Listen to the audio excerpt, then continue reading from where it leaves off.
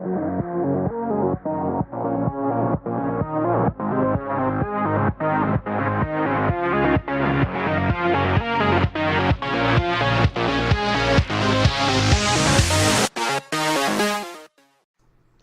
gamers, and welcome to another exciting edition of Game Warp. I'm Elwood, I'm Kim. and this is our impressions of We Happy Few. We Happy Few is a certainly unique title that is obviously the first that's coming along our desk in a while. This one was one that has been in the. I mean, do we even call it a beta stage? Because It's called early access, to be accurate. Yeah, okay. so We Happy Few has been in early access for, I think, 2 years? It certainly feels like a while. I think it was like our second or first time at T3, and we saw We Happy Few, and we were all really excited about it. And at the time, it was sort of like you're going to buy a game and you're going to get 60% of it, and it was such an unusual sort of concept because everyone else is sort of doing betas, and this is obviously one of the first ones to do early access. So it was a very unique proposition that was the game was being sold as. At the same time, it obviously had those connections. People assuming it was like going to be another Bioshock, and just the general visual style that Compulsion Games have created for the world of We Happy Few certainly made this an intriguing title. And now we've obviously been very lucky into the fact that we were able to get hold of a copy of the full game, and it was a very unusual sort of switch of a period because when we obviously got our access to it, it was still in that early access stage, and then they switched it over into the full game mode. So we were sort of within that unique position of being able to play both versions at the same time. So um, certainly one of the opening sort of thoughts on this game. I mean, if you're obviously not familiar with the game itself, it's set in an alternate timeline where which while it's supposed to be set post World War II, there's a real feeling that this is sort of pre 1960s feeling to it, especially because of the sheer amount of psychedelia. But Well, um, they call it 1960s retro futuristic Britain. yeah, So that's their term that they coined for it. I it mean, just. I mean, this is. I mean, right off the bat, this is one of my opening gripes. It's sort of like nail down a timeline you want to go with because we've got a lot of sort of like post World War II styling to it. In particular, the character of Uncle Jack, who's this sort of Mother Superior 1984 sort of style character, and basically this live action actor who appears in sort of mime makeup and gives various announcements to the people. I mean, the whole game is set in Wellington Falls, where everyone's emotions are being controlled through the use of a drug Wellington called joy. Wells. Wellington Wells is where this is set in. Just to be a little bit more accurate.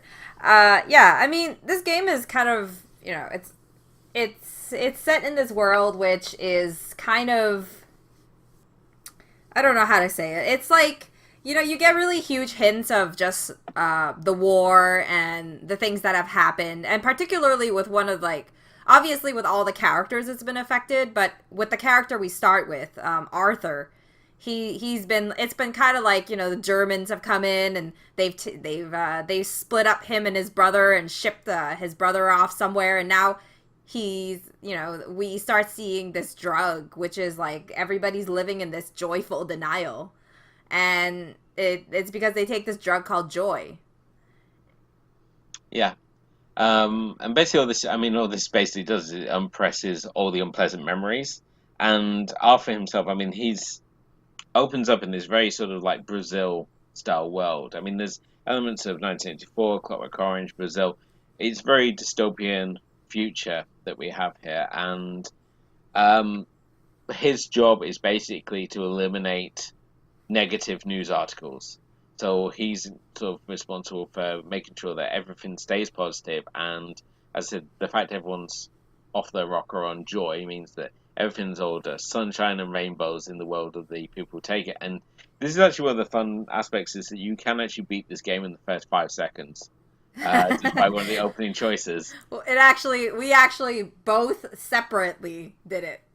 So Um, which I mean was great. I mean, yeah, it was all like, yeah, job done. That's on to the next game. But no, unfortunately, if you want to play this game, you have to obviously go against society, like any good protagonist, and basically, as Arthur, you find yourself on the run from your former employees, and in particular the police who are trying to track you down because you've now been classified as a downer because you refuse to take your joy. And obviously, those people who refuse to take joy have to be obviously suppressed by orders of the government. And it's as the game goes on, we basically follow three different sort of rebels within this world. Obviously, we start off as Arthur. Hmm. We also can play as Ollie, who Yeah. is basically sort of a leader of the rebellion that's going on, and he's actually He's kind of a little starts that. off his rocker. Ollie is in a lot of the trailers. I mean, if you've been following the We Happy Few trailers, um, I think one of the things you really do enjoy is how Arthur, like how each of these characters kind of transition to each other as they're doing this, right? So Arthur meets Ollie, and they have a connection because they were neighbors. Yeah, But Ollie is kind of like the, in many ways, like Arthur is kind of like that. Calm and collected nobody in the society. Like his camouflage is that he can sit down on a seat in the middle, open a newspaper, and no one is, and that's his camouflage. No one will question him in that sense. It's one of those really great things about these characters is that all of them have their own strengths that keep them. Even like the rambunctious Ollie, who he's just super rebellious, and he has all these he has, the first time we see him is in a cutscene, and he's like taunting these kind of like these guards or whatever that's in the game.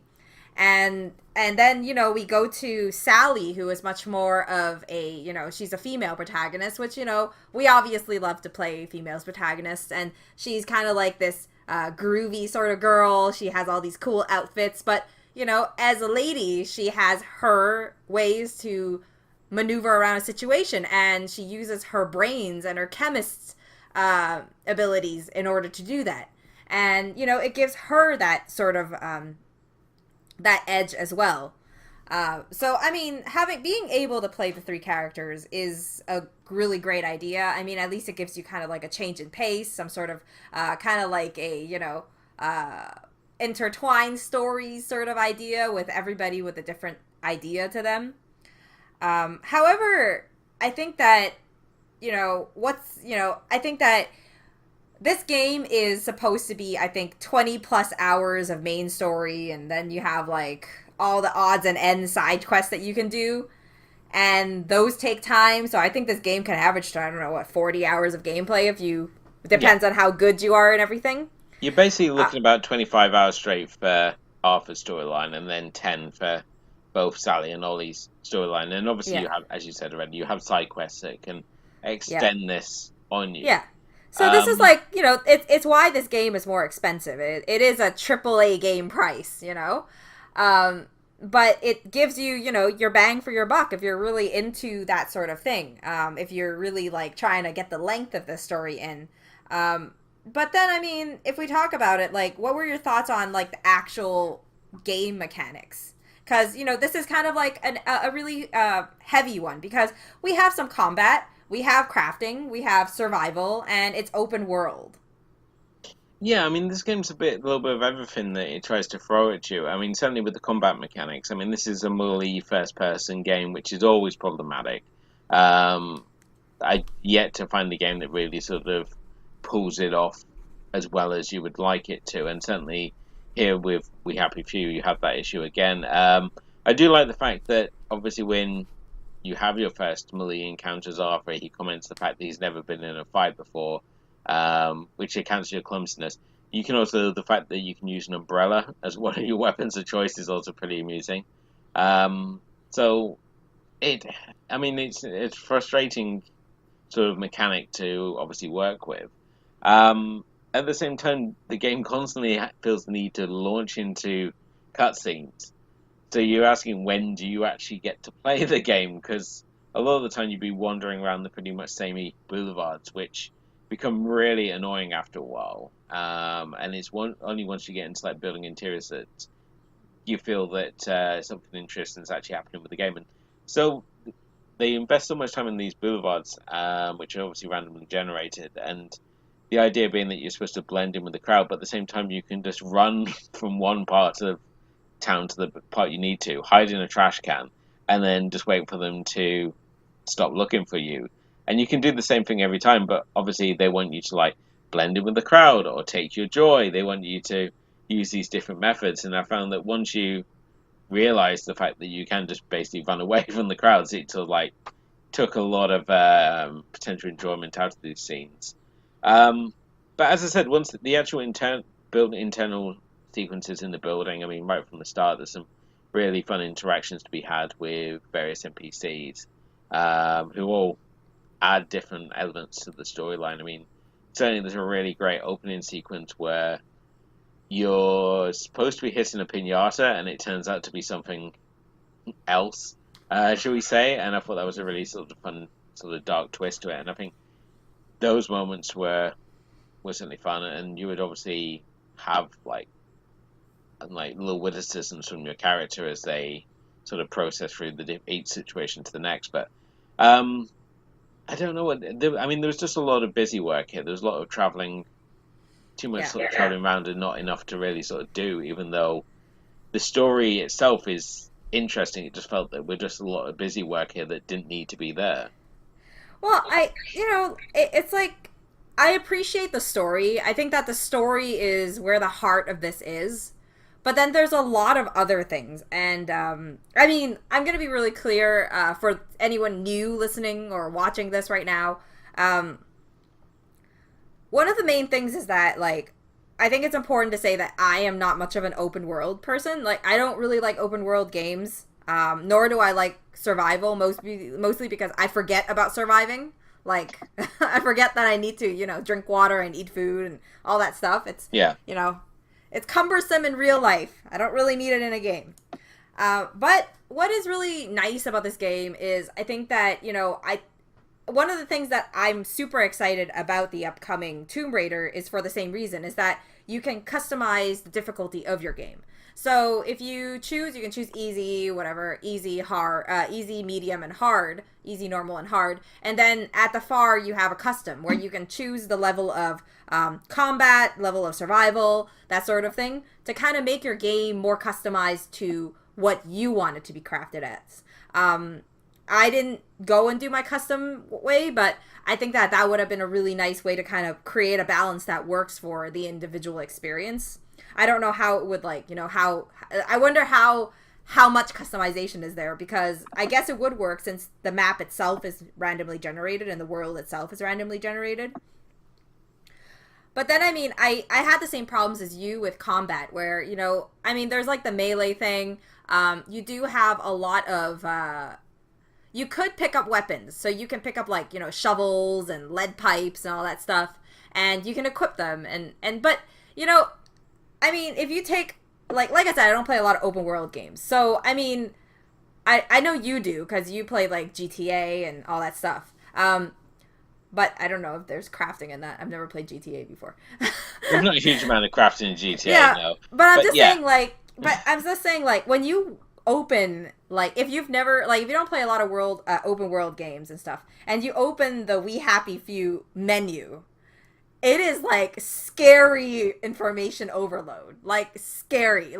All these tabs, there's 10 tabs on the top where you get to look at everything you can do, from outfits to crafting outfits, health, you get quests, you get all that stuff there, all your notes that you pick up and all those things. And then on top of that, you have sub menus that you get to look at where you craft different things, or you do whatever in there, or you have a skill tree, and whew, it's just, thinking about it scares me. It's really overwhelming, I think. I think about 4 hours into the game, I was starting to get used to it. I was starting to be like, oh, okay, well, now I know this is where I look at my status, and I have to remember to look at my status and look at the stuff I picked up and what it's for, whether it's going to kill me if I use it. And You know, for the longest time, I was trying to figure out how to throw a freaking bottle to cause distractions. I think, So oh I my think god. there's a lot of like I think it's a bit too much. Like you get to focus on one thing and you do that one thing. But there's a lot going on here. There's a lot going on. And like while I can appreciate the story, I feel that, you know, there's a lot of things because of that that cause this kind of maybe a bit of an imbalance in the experience. I mean, my main sort of issue really, I mean, while you obviously have the inventory items and you've got the crafting options there, because you obviously have to make things like lock picks and Yeah. various other tools as you go along, which basically just means anything you find, you just got to just steal everything because everything has a purpose, no matter how random it seems. And yeah, I mean, obviously they do try to obviously include like the option that you have to eat food, or if you're playing as Ollie, you have to keep your blood sugar level high because he's obviously diabetic. But at the same time, these sort of traits don't actually play into the game a great deal. Yeah, yeah. Um, I think, I mean, the main sort of issue I have is just the fact that the interaction of with the environment is that so many times it would want to target something that I didn't want it to target. When I'm, especially Yeah. with like doors, I'm trying to do a door, and it's like, no, pick up the moldy carrot. And I'm like, no, I don't want to pick up the moldy carrot. I will don't want to search this desk. I know it's empty. And it makes you really appreciate like those games that we've obviously seen before, things like such that are similar in style to this, such as like Dishonored or Thief, that managed to get those interaction menus so precisely down. And I think, as I said, because when you're so spoiled in that, it's only when you are given something that isn't working correctly, and I hope this is something they obviously fix as they do the various patches for this, that you realize how spoiled you actually were with having interaction menus that worked.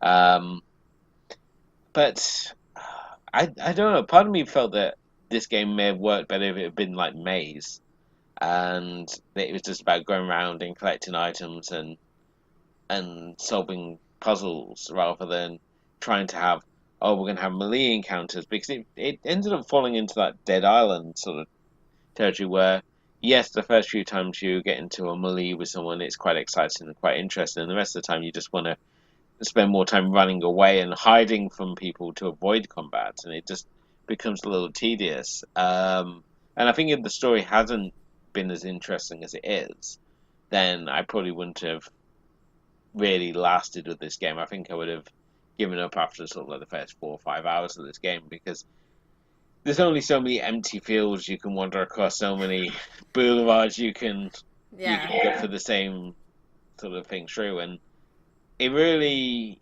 needed to do something to eliminate those sorts of sections. Just, I don't know, have like cut to black and we turn up in the new location we need to be, or have a cutscene that takes this new location.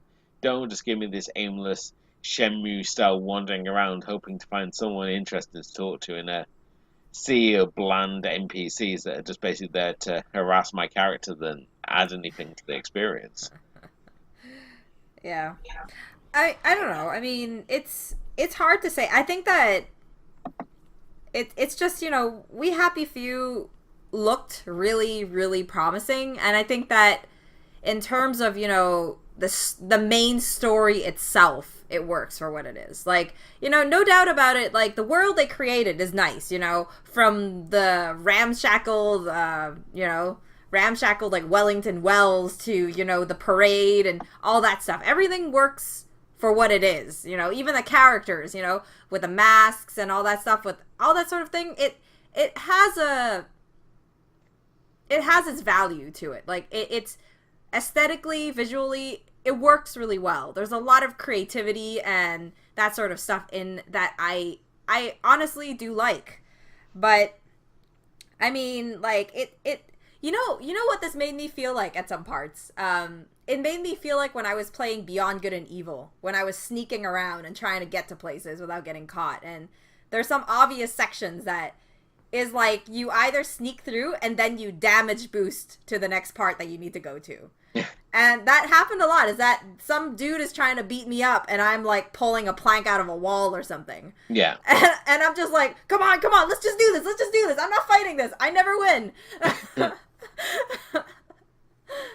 Yeah, I know what you mean. It's just a very frustrating sort of mechanic. I mean, we could even done this in like an Outlast style where it's just sort of like just the run and hide mechanic of it, or just as I said, just remove any sort of battling anyone because, as I said, every time you get into a conflict with anyone, um, it just felt very unsatisfying and very clunky, and it Well, just, as I said, it just all the time I'm like engaged in the storyline and this world building that's going on, all these little bits of background information like the radio broadcast or the mhm. projections on the screen, and it's sort of like every time I'm getting into some mindless piece, as I said, if I'm getting into like another brawl that I don't think that needed to happen, because it's certainly not adding anything to the game. Um, Other than perhaps obviously like justifying all these characters, because all these characters are just basically all about fighting. He's sort of the more action sort of based one. Where obviously our other two characters are about sneaking or about using brains to obviously overcome issues. So um, yeah, as I said, there's just these glaring issues with what potentially could have been like a really great and memorable experience. And certainly, if you like a fan of Bioshock, I mean, this is a very sort of familiar style world that they're building here.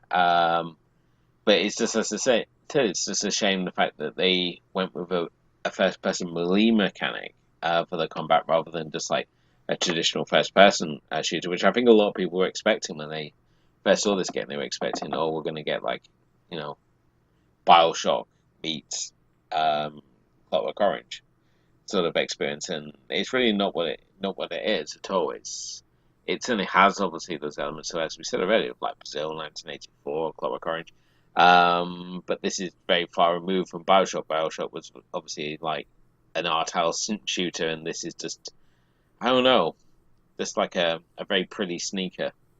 But uh, okay. So, final thoughts. What would be your score for We Happy Few? I mean, my score for We Happy Few, I think this is a 2.5 for myself. Um, it's a game I was excited to play, which is the most upsetting part about it when you have something that you're excited to play and it doesn't work the way you want it to work. I think this also is a 2.5. There's certainly story wise the game is definitely there, but at the same time you just got those problems there which stop it from being the game I wanted it to be. Um, and that's a shame, really. I mean, I would have liked to obviously have the option to select any of the three characters to begin with, rather than have to hit certain points in the story before I'm able to switch over. That was really kind of frustrating, and yeah, it meant that you're basically tied, anchored to one style gameplay for the game to suddenly like switch out and give you, say, force you to work with a new type of gameplay before then switching it again. So it was yeah, it just didn't work for myself. Mm-hmm. This is a promising title that just failed to deliver for me. But what about yourself, Kim? Well, I mean, honestly, after 2 years, my expectations were much lower than yours. Honestly, if it wasn't for you, it probably wouldn't have made my top 10 E3 for 2018 anyways for indie games. Yeah, Um, so I guess I didn't have much of an expectation. So for me, it was not that bad. There were I'm more of like the story aesthetic sort of person, and all those things they delivered for me. The only thing I didn't like was that I found it was overly complicated. They kind of put too much into it. yeah, So I mean, I would be around I would be a little bit higher than you. I guess I'd be around like a 3. okay, A 3 out of 5. Yeah, I mean, I think it's a passing it's a passing game. It's not like it didn't fail. I yeah. think what failed for you was that the half point was really the disappointment of a game that you were so excited for, and it kind of didn't deliver.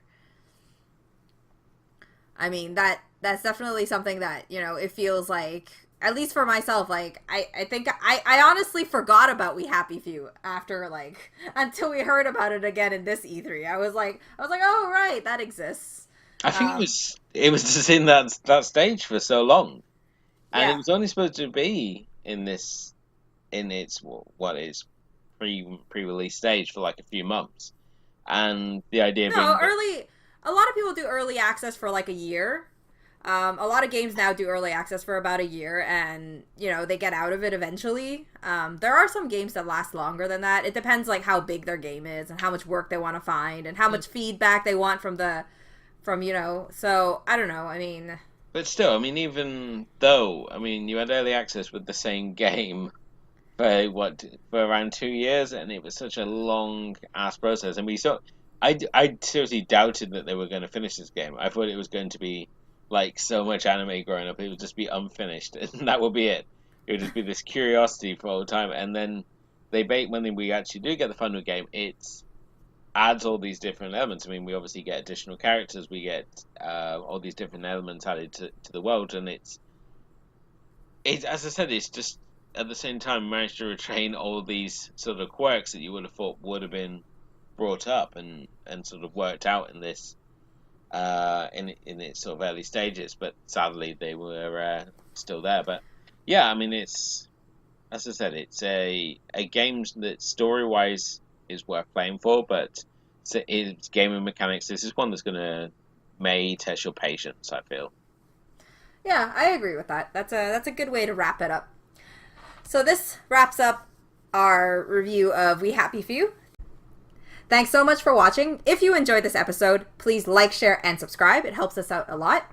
You can head over to thatmomentin.com to read our gaming reviews, and and you can follow us on Facebook and Twitter at GameWarp Podcast to check out all sorts of gaming news that we share over there, along with videos that we've released, obviously. And you can head over to Instagram to check out our gaming obsessions and Instagram.com/GameWarpPodcast. And we should be getting back into streaming soon at twitch.tv/GameWarpPodcast. Till next time, bye!